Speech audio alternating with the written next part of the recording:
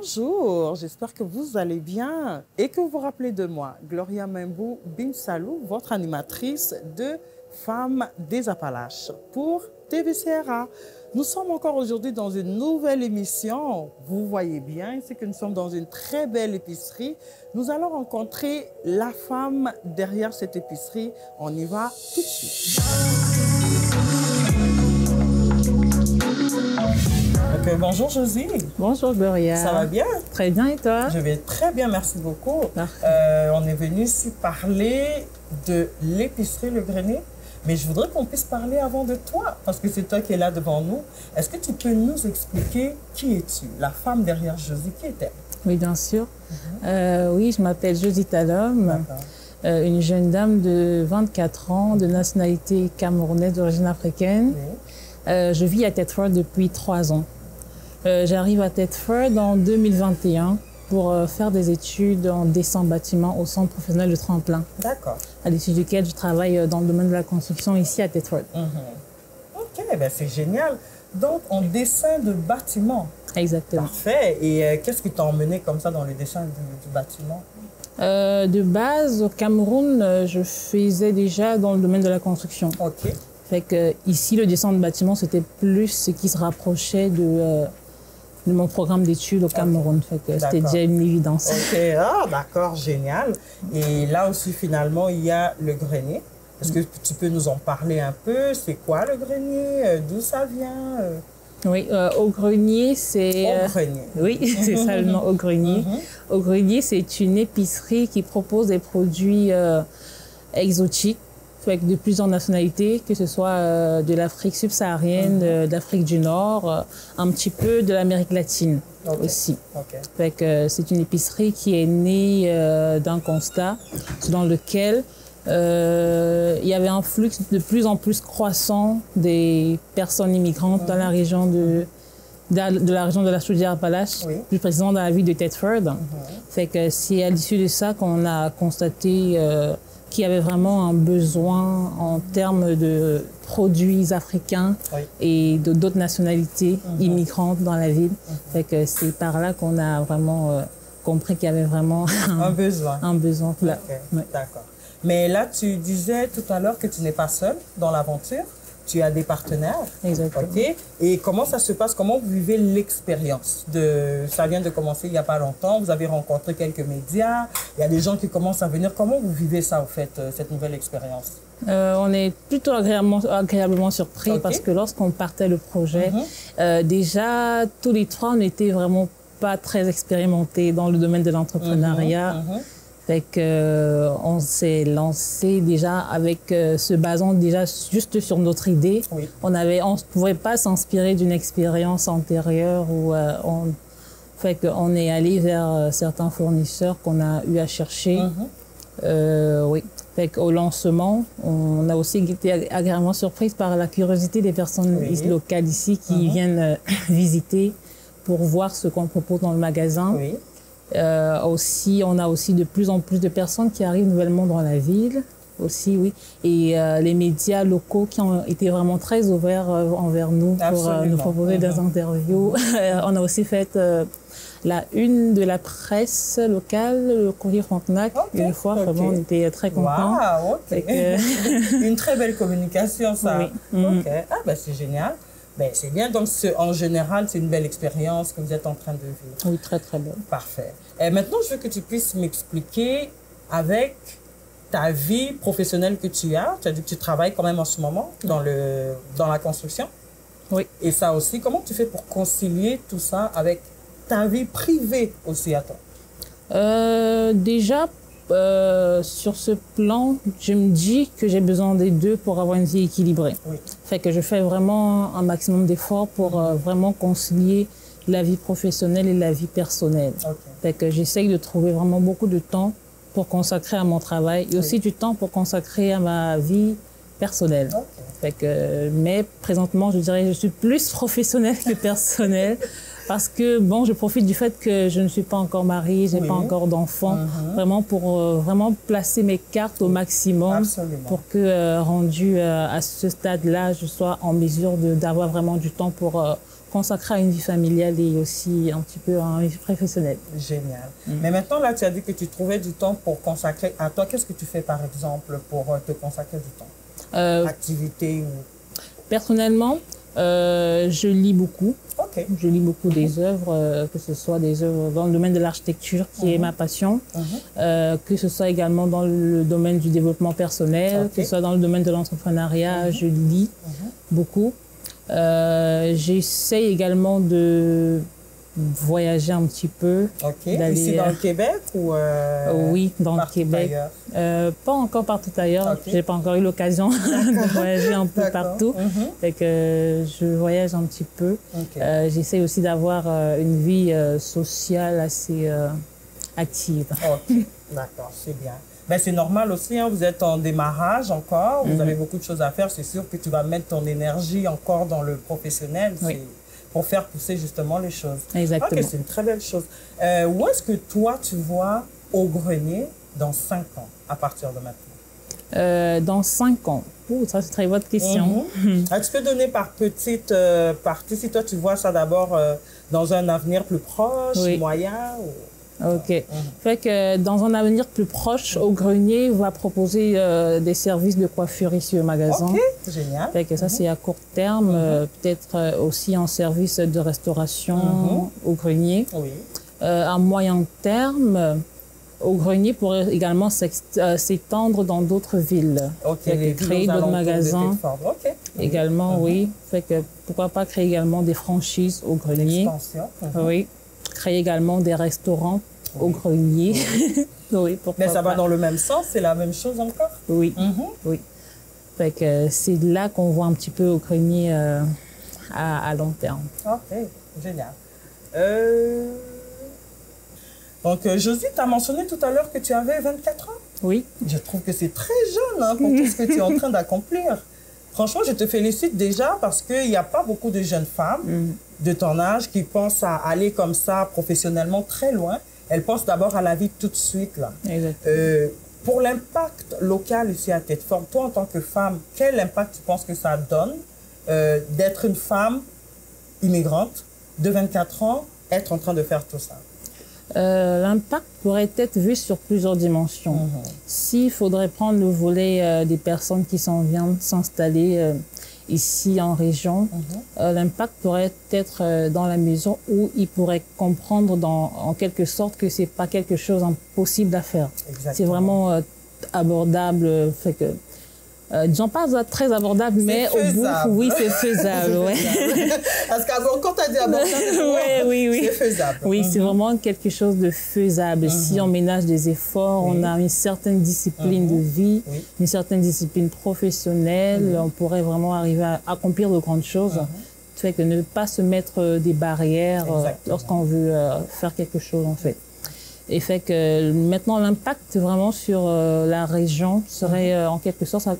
Ça contribue en quelque sorte à l'économie de la ville, que ce soit au niveau peut-être des partenariats qu'on fait avec d'autres entreprises, que ce soit avec des particuliers. Ça participe également un petit peu à l'économie de la ville. Et aussi, au niveau, en fait, le programme d'immigration, en fait, souhaiterait, en fait, que les immigrants qui viennent faire des études ici s'installent après ici pour soit créer des entreprises, soit travailler au service de la ville et tout. Fait que je pense que le projet également pourrait contribuer à cela parce que le constat que j'ai également fait, c'est que la plupart des personnes qui sont venues étudier ici, en fait, quand on échangeait, en fait, leur but, c'était genre, dès qu'ils finissent d'étudier, ils vont aller s'installer dans la métropole, soit la plus proche et tout. Ça, c'est vrai. Beaucoup de personnes pensent comme ça. Oui, soit parce qu'il n'y avait pas assez de services qu'eux, ils aimeraient avoir ici dans la région, que ce soit une épicerie comme celle-ci, ou bien un salon de coiffure, ou un restaurant, où vraiment ils pourraient se retrouver pour facilement trouver ce qu'ils recherchent. Fait que oui. Et... fait que le projet pourrait également contribuer en fait à retenir certains, pas tous, mais certains quand même qui partaient parce qu'il y avait l'absence de cette épicerie, fait que pour qu'ils puissent s'installer dans la région pour contribuer également à l'économie. Ah, c'est vrai, ça, c'est vrai. C'est un très gros impact quand même dans notre belle ville de Thetford Mines.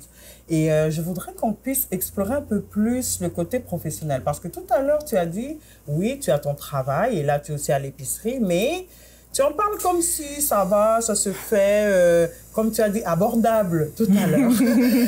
Toi, tu as déjà trouvé une certaine discipline, comme tu disais. Donc, je voudrais que tu puisses nous expliquer un peu comment tu fais pour garder ton équilibre et de ton côté de la construction et dans l'épicerie. Parce que encore aussi, dans la construction, c'est pas une place où les femmes vont d'habitude. Hein. Exactement. Est-ce que tu pourrais nous parler d'abord un peu de ce côté-là? Comment tu te sens dans ce monde? Comment tu gardes l'équilibre? Et après, dans l'épicerie aussi. OK. Déjà, dans le domaine de la construction, je prends un réel plaisir à être dans ce domaine parce que je suis quelqu'un, généralement, qui adore les challenges, vraiment les défis. Fait que c'est vraiment un domaine qui pousse à la recherche, qui pousse, en fait, à aller... à dépasser ses limites. Fait que oui. Présentement, j'exerce dans une compagnie ici à Thetford qui fait dans des meubles en bois. C'est Polybois. J'occupe le poste d'assistant chargé de projet. C'est vrai que les journées ne sont pas toujours très reposantes parce qu'on a vraiment beaucoup de tâches à faire. Beaucoup, et surtout, mon poste, c'est un poste auquel on touche vraiment à beaucoup de choses. Oui, très polyvalent. Fait que oui, je travaille là-bas. Je fais 40 heures par semaine. Et à côté de ça, je suis ici au magasin les soirs et les fins de semaine. Oui. Fait que j'essaye de concilier les deux au maximum que je peux. Fait que jusqu'ici, ça va. Ça se gère bien. Ça se gère assez bien parce que j'ai vraiment un programme assez calé. Je dirais que j'ai une routine hebdomadaire que j'ai pas le droit de vraiment déplacer un programme à l'improviste comme ça dans ma routine. Fait que oui, c'est en fait comme ça que je gère. Ben ça, c'est normal aussi. Tu es une femme d'affaires. Tu peux pas juste déplacer tes obligations comme ça. C'est très important. Je voudrais savoir aussi, en tant que femme immigrante, qu'est-ce que tu peux donner comme conseil à d'autres femmes, que ce soit des Québécoises de souche ou des femmes immigrantes qui sont venues s'installer ici, par rapport à tout ce que tu fais aujourd'hui, ton courage? Comment tu peux les conseiller pour leur dire qu'elles aussi, elles peuvent accomplir leur rêve? OK. Fait que le conseil que je pourrais donner aux femmes immigrantes qui viennent s'installer en région ou bien qui immigrent pour venir ici, déjà, je m'adresse à ceux de ma génération parce que je ne pense pas être légitime à donner des conseils à des femmes déjà qui ont déjà eu une certaine expérience que peut-être je n'ai pas. Fait que le conseil que je pourrais leur donner, ça serait premièrement d'avoir confiance en soi. Fait que c'est très important d'avoir confiance en soi lorsqu'on a un projet. Fait que d'être capable de croire premièrement au projet qu'on nourrit. Parce que si tu manques de confiance en toi, et que tu nourris un projet, au fur et à mesure que tu pourrais peut-être échanger avec les gens, les différentes idées, parce que tout le monde ne peut pas avoir les mêmes idées, tout le monde ne peut pas avoir la même vision que toi. Chacun sa vision. Oui, fait que les idées divergentes pourraient peut-être faire en sorte que toi, tu n'y crois plus. Pourtant, c'était vraiment un projet auquel tu pensais, tu avais vraiment de l'engouement, fait que les gens pourraient te refroidir. Les gens te déroutent un peu de ton chemin. Fait que si vraiment tu as cette confiance-là, les critiques pour toi seraient plus comme un apport positif. Fait que ça pourrait te permettre de voir peut-être les pièges que tu pourrais éviter en fonction des avis des uns et des autres. Fait que ça, c'est la première des choses. La deuxième des choses, ça serait d'oser. Vraiment, il faut oser faire ce qu'on a envie, ce qu'on a comme passion, ce qu'on a comme projet de vie ou projet professionnel. Il faudrait oser parce que si on n'ose pas, c'est qu'on aura peut-être des regrets après que... On ne peut jamais savoir. Si tu n'oses pas, tu ne sais pas si ça va fonctionner ou pas. Donc, exactement. Au moins, quand tu oses, si ça ne fonctionne pas, tu sais que ça n'a pas fonctionné. Tu sais que ça n'a pas fonctionné, oui. Et ça te fait également de l'expérience. C'est pour ça qu'on dit, un échec n'est toujours... Il ne faudrait pas considérer qu'on a eu un échec. Il faudrait considérer qu'on a appris. Oui. De l'apprentissage. Exactement. Fait que c'est tout simplement ça. Génial. Et le conseil également que je pourrais rajouter, ça serait promouvoir l'excellence. Parce que de plus en plus, on se lance à faire des choses avec un petit peu de je ne dirais pas de médiocrité, c'est un peu fort, mais un peu de sérieux. Oui, oui. Fait qu'il faudrait vraiment promouvoir l'excellence quand on a un projet. Il faudrait s'y mettre à fond, réfléchir profondément, se former, pourquoi pas, pour vraiment proposer un service de très, très bonne qualité aux gens. Et je pense que c'est vraiment la clé pour avoir du succès en entrepreneuriat. Wow, très, très, très bon conseil. Et tu as parlé du développement personnel. Moi, je suis dans ça. J'accompagne les gens à se reconnaître eux-mêmes, à se ressourcer à eux. Et je pense aussi que c'est très, très, très important parce qu'au fait, ton projet, c'est toi.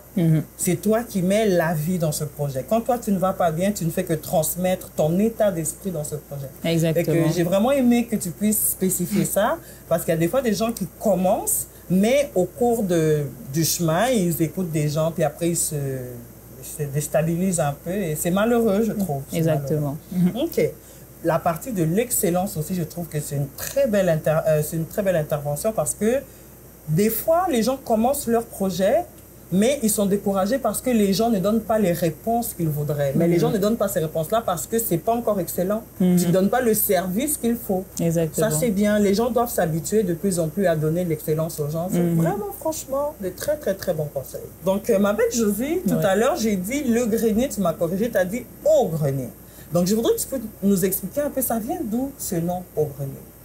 Au grenier. Parce que ça fait penser à la petite pièce qu'il y a au-dessus dans la maison, le grenier. Donc, tu peux nous expliquer? Fait que oui, déjà, en Afrique subsaharienne en général, le grenier, qui est l'endroit qui se situe en fait généralement en dessous du toit, est considéré généralement comme un endroit où on stocke les produits lors des récoltes. Fait que on stocke des produits pour vraiment conserver à long terme là-bas. Fait que pour s'approvisionner au courant de l'année lorsqu'on n'a peut-être pas de semences. Fait que c'est là que nous est venue l'idée d'au-grenier. Fait que au-grenier pour proposer des produits. Oh, wow! Donc, c'est une place où on entrepose de la nourriture, finalement. Exactement. C'est très original, vraiment. Merci. OK, c'est une belle histoire derrière ça. Et tout à l'heure aussi, tu nous as parlé de tout ce qu'il y a ici, au grenier. Oui. Je voudrais que tu puisses aller un peu plus en détail, comme quand une personne entre ici, elle s'attend à quoi? Qu'est-ce qu'on trouve? OK. Déjà, le but du magasin, c'est que lorsqu'on franchit le seuil de la porte, qu'on voyage, premièrement. Parce qu'on propose des produits vraiment très, très variés de l'Afrique subsaharienne, fait qu'Afrique centrale, Afrique de l'Ouest, de l'Afrique du Nord également, c'est-à-dire Tunisie, Maroc, Algérie également. Et tu peux donner quelques exemples de ces produits? Par exemple, l'Afrique subsaharienne. Afrique subsaharienne, oui, on a des feuilles de manioc, oui, qu'on appelle communément au Congo du pondo. Le pondo, oui. Oui, on a des bâtons de manioc du Cameroun, on a du fonio, des grains de mil. Génial, oui. Génial. Et on a des produits également, beaucoup de produits tunisiens, la fameuse pâte de piment harissa, ils en raffolent franchement. D'accord. D'accord. Donc le piment harissa, ici vous allez en trouver. D'accord. Oui. Fait que, un petit peu, on n'a pas encore reçu des produits de l'Amérique latine, c'est-à-dire Mexique, Colombie et tout. Fait que on va recevoir au fur et à mesure. Mais vous êtes en processus pour Exactement, oui. D'accord, parfait. Merci beaucoup. Ça me semble être vraiment très varié. Depuis tout à l'heure, je regarde ici, il y a vraiment beaucoup de produits.